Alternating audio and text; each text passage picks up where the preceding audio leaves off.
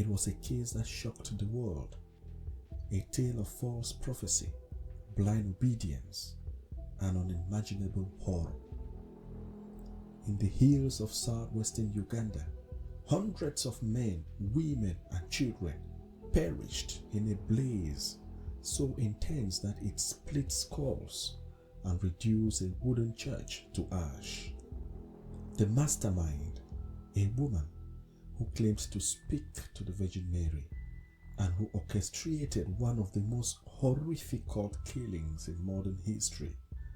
The flames that consumed her followers were just the final act in a decade-long deception.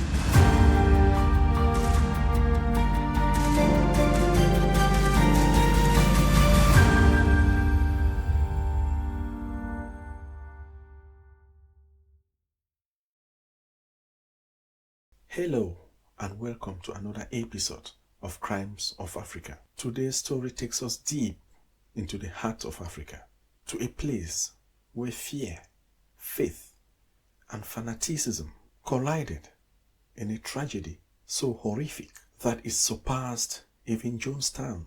This is the story of the movement for the restoration of the Ten Commandments of God and the tragedy that befell it.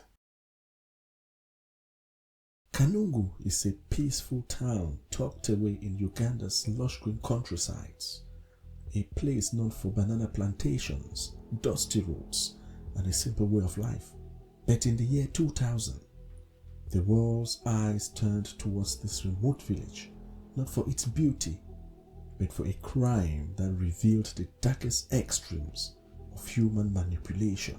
Born in 1952 to a wealthy Ugandan family, Credonia Mwerinde grew up in a deeply religious home, heavily influenced by Catholicism.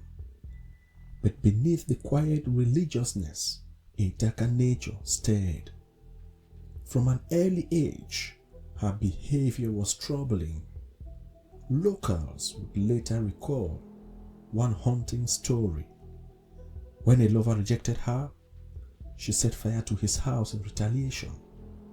That act, long dismissed as youthful rage, would become an early indication into a dangerous mindset.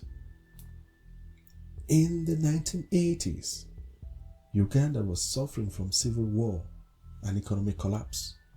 Amidst the chaos, Mwerinde, once a bar owner in the town of Kanungu, was watching, waiting, and planning. As her business crumbled, she re-emerged with a chilling new identity, claiming to receive messages from the Virgin Mary. She declared a divine mission to restore the Ten Commandments of God before the end of the world. By 1989, Mwerinde had fully embraced her transformation. She claimed her visions had occurred in a cave outside Kanungu. Rebranding herself as a religious seer, she shed her former life and converted to Catholicism. Beautiful, serene, and devout on the surface, Mwerinde quickly attracted followers. She was persuasive, intense, and deeply committed to her newfound role.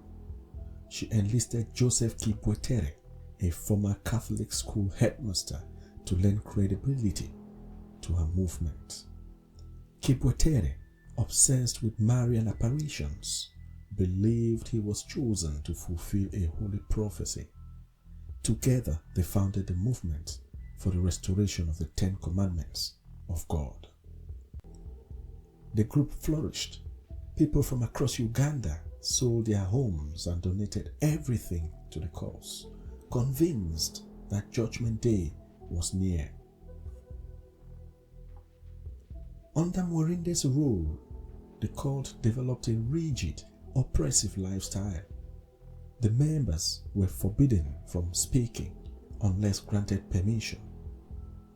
They surrendered all possessions. Their days began at 3 a.m. with hours of silent prayer followed by labor and fasting. Children were punished for seeking food. Followers bathed with laundry soap. Direct communication with court leadership was forbidden. Even glancing at a superior without consent was considered an act of rebellion.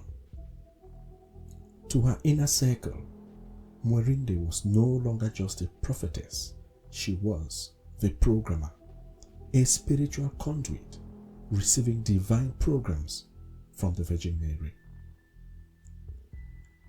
The cult prophesied that the world would end in 1992. When it didn't, the predictions were revised in 1995. Then again in 1999. Yet each time, the earth continued spinning. Doubts began to fester. Some followers quietly slipped away. As momentum declined, Mwerinde's grip tightened. She couldn't afford to lose control. And when Joseph Kibwetere mysteriously disappeared in the late 1999, rumored to have died from illness, Mwerinde gained absolute power. In silence and secrecy, she began preparing for something far more sinister. Early in 2000, people began disappearing from remote cult compounds across Uganda. Entire families vanished without a word. Vehicles came and went in the night. Neighbors heard digging, but were told new latrines were being built. Then a foul stench led police to a latrine pit near Mwerinde's compound. Inside were dissolved bodies of 6 men, the likely executioners, poisoned, beaten, and dumped in acid. Police began to realize something horrific.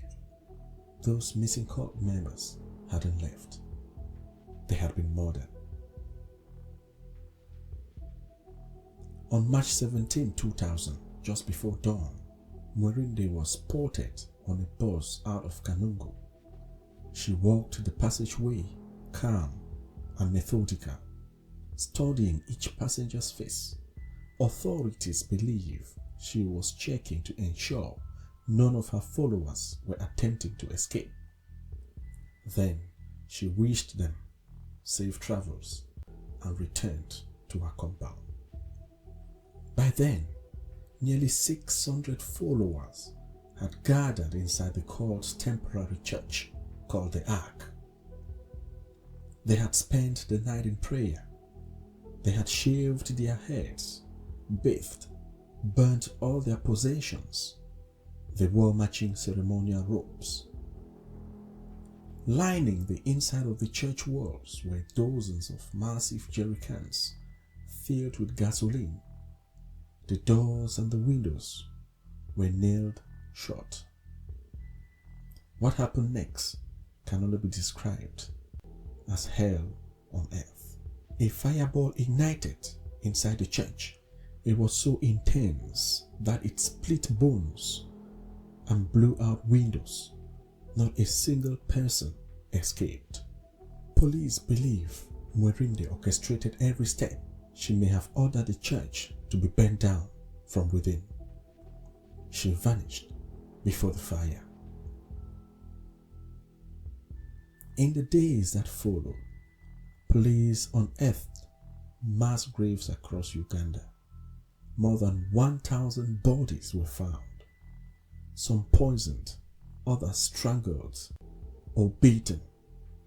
The true death toll may never be known. Some estimates place it as high as 3,000. What began as a promise of salvation ended in mass murder. Mwerinde had used the apocalypse as a cover for slaughter, to maintain power, to silence doubters, or simply because no one was left to question her. To this day, Credonia Mwerinde has never been captured.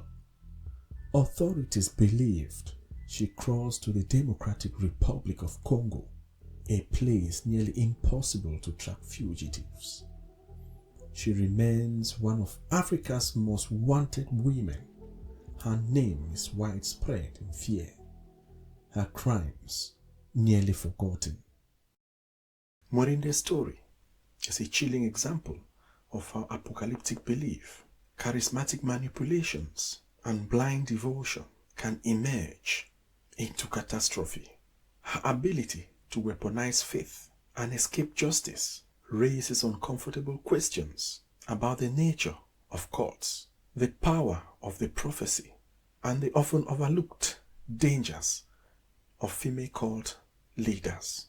Thank you for joining us for this haunting episode of Crimes of Africa.